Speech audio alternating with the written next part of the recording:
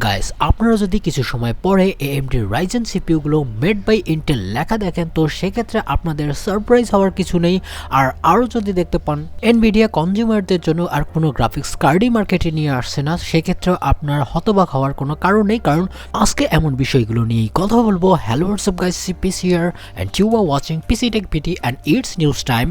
So আজকের যদি আপনি নিউজ স্কিপ করে দেন তো অনেক কিছুই পিছিয়ে যাবার সম্ভাবনা থাকবে PC Tech রিলেটেড। তো রিকোয়েস্ট থাকবে আপনারা শেষ পর্যন্ত দেখবেন। তো প্রথমেই যদি আমরা ইন্টেল নিয়ে কথা বলি তো সেক্ষেত্রে তাদের যে আপকামিং অ্যারোলেক এবং যে মিটিওর লেক সিপিইউগুলো আসবে সেগুলোর একটা গুড নিউজ অ্যাট লিস্ট আমাদের সামনে চলে এসেছে।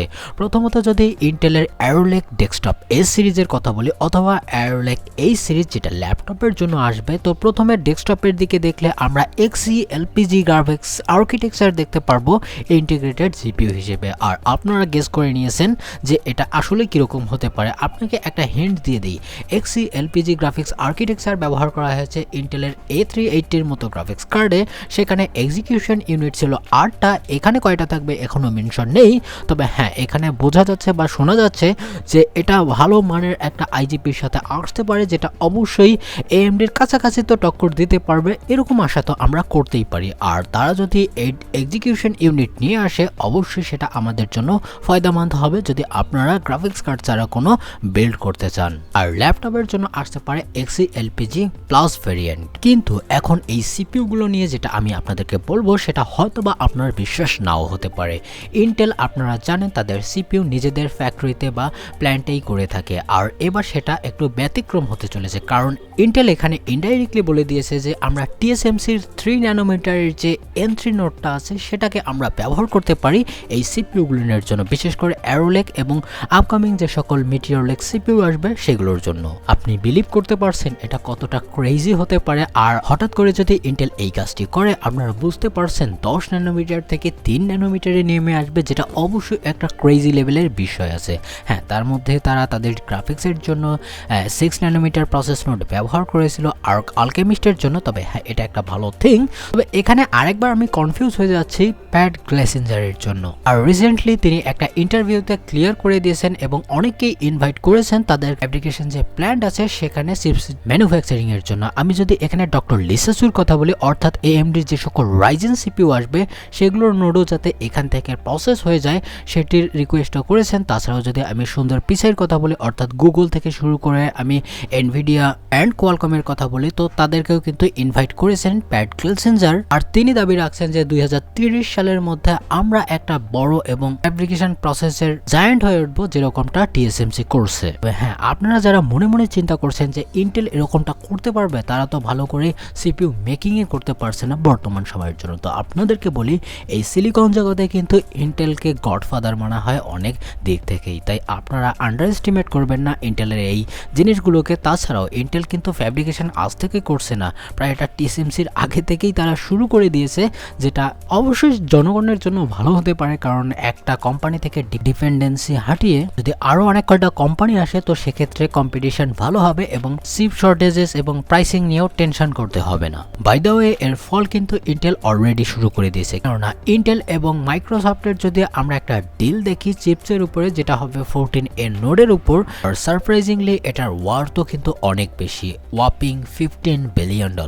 আর এটা বেসিক্যালি মাইক্রোসফটের যে পার্সোনাল অ্যান্ড কাস্টম ডিজাইনের চিপসগুলো হবে সেগুলো এখানে ম্যানুফ্যাকচারিং করা হবে। বাকিটা সামনে দেখি কি ধরনের ফ্যাব ডিল সামনে আরো আসে। তারপরের যে নিউজটি আসছে এটি খানিকটা পুরাতন, আর Nvidia তাদের নিউ অ্যাপ লঞ্চ করে দিয়েছে তাদের কন্ট্রোল প্যানেলের জন্য, অর্থাৎ আপনারা যে আগের বোরিং কন্ট্রোল প্যানেল দেখতে পারতেন তো সেটার দিন শেষ। আপনারা বেটা পেজে আপনারা ডাউনলোড করে নিতে পারেন, লিঙ্ক ডেসক্রিপশন বক্সে দেওয়া থাকবে। এই সম্পর্কিত নিউজ পোস্ট আমি ফেসবুকে করে দিয়েছি, আপনারা চাইলেও আমাকে ফেসবুক এবং ইনস্টাগ্রামেও ফলো করে দিতে পারেন। আপনারা আপডেট অনেকটা পেয়ে যাবেন, সেখানেই অনেক টেক নিউজ কভার করা হবে। তো এখন যদি এই আমি অ্যাপটির কথা বলি সিম্পলি, তো এটা আগের তুলনায় অনেকটা মডার্নিটির দিকে চলে এসেছে, আর এখানে এক্সট্রা কিছু ফিচার চলে এসেছে, লাইক জিফোর্স এক্সপিরিয়েন্সকে আর একটু এনহ্যান্স করা হয়েছে, আর এখানে কোনো প্রকার লগ ইনেরও প্রয়োজন নেই, আর আপনি বিভিন্ন ধরনের ফিচার এখান থেকে পেতে পারেন। আর অ্যাট লিস্ট আগের বারের তুলনায় অ্যাড্রেনালিন অথবা যদি আমি ইন্টেলের সফটওয়্যারের কথা বলি তো সেক্ষেত্রে তো অনেকটা লুকিংয়ের ক্ষেত্রে পিছিয়েই ছিল, তবে হ্যাঁ এবার সেটাকে ফুলফিল করে দিয়েছে। আপনাদের যদি এনভিডিয়ার গ্রাফিক্স কার্ড থেকে থাকে আপনারা ডাউনলোড করে চালিয়ে দেখুন এবং বলুন আমাকে যে আপনাদের এক্সপিরিয়েন্সটা কেমন লাগছে। তারপরে যদি কথা বলি এনভিডিয়ার, তো সেক্ষেত্রে বলতে হবে নেক্সট জেনারেশন যে সকল গ্রাফিক্স কার্ড আসতে পারে সেটা তো অবভিয়াসলি 50 ক্লাসেরই আমি কথা বলবো। তো এটা কতটা পাওয়ারফুল হতে চলেছে আপনারা অনেকেই এর মধ্যেই হিন্ট পেয়ে গেছেন। তবে এখানে একটা ব্যাড নিউজ আসছে যে সামনের দিকে হয়তোবা এনভিডিয়া গ্রাফিক্স কার্ডের যে সাপ্লাই আছে কনজিউমার গ্রেড সেগুলো একটু কমাতে পারে বা লিমিটেড কোয়ান্টিটিতে বানাতে পারে। আর এটার মেইন কারণ হচ্ছে তাদের যে নেক্সট জেনারেশনের জিপিইউগুলো হবে সেগুলো আনবিলিভেবলি মনস্টার রকমের পারফরমেন্স করতে পারে এআই টাস্কের ক্ষেত্রে। আর বর্তমানে আপনারা জানেন এআই যে ক্রেজ সেটা কতটা বেড়ে গিয়েছে। আর আপনি যেখানেই অথবা যত প্রকার এআই দেখুন সেগুলোই কিন্তু এই জিপিইউর মাধ্যমে হয়ে থাকে। আর বিশেষ করে এনভিডিআই কিন্তু এর পিছনে ইনডাইরেক্টলি সাপোর্ট দিয়ে থাকে। আর আমি এই কথাটি কেন বলছি, কারণ আপনারা যারা RTX 4090 থেকে 5090-তে যেতে চাচ্ছেন তো সেটির চিপস বানাতে যেরকমটা খরচ পড়ে তার চেয়ে স্লাইটলি বেশি তাদের যে টপ এন্ড ইন্ডাস্ট্রি গ্রেড জিপিইউগুলো হয়ে থাকে সেগুলোর খরচ স্লাইটলি একটু বেড়ে যেয়ে থাকে। আর সেগুলো বিক্রি হয় কত ডলারে? ফর এক্সাম্পল আমি যদি H100 এর কথা বলি, সিঙ্গেল জিপিইউ 30 থেকে $40,000 বিক্রি হচ্ছে বর্তমান সময়ে। আর আপনারাই একটা চিন্তা করুন, তারা $2,000 যদি রাখে তো কি এমন ফায়দা করতে পারতেছে এই ক্ষেত্রে। তারপরেও তারা কনজিউমার গ্রেডের কিছু জিপিইউ অবশ্যই নিয়ে আসবে, কারণ মার্কেটের একটা বিষয় আছে। আর কিছুদিন আগেই আপনাদেরকে একটা নিউজ দিয়েছিলাম, মার্ক জুকারবার্গ অর্থাৎ মেটা 3,50,000 জিপিইউ কিনছে টপ এন্ড, যেটার ডিল প্রসেস হচ্ছে $35 বিলিয়ন। আপনারা বুঝতে পারছেন একটা কোম্পানি যদি এরকমটা খরিদ করে থাকে আদার্স কোম্পানির কথা চিন্তা করুন। তবে সেক্ষেত্রে এনভিডিয়াকেও আপনাকে আরেকবার থ্যাঙ্কস জানাতে হবে, তারা যদি শুধুমাত্র ইন্ডাস্ট্রি গ্রেড জিপিইউ মেক করে থাকে এবং কনজিউমার গ্রেড জিপিইউ নাও বানায় তারপরেও কিন্তু তাদের কোনো সমস্যা ছাড়াই চলে যাবে। তারপরেও তারা জিপিইউ মানুষের জন্য, সাধারণ যে সকল জনগণ আছে গেমিং এর জন্য বানাচ্ছে।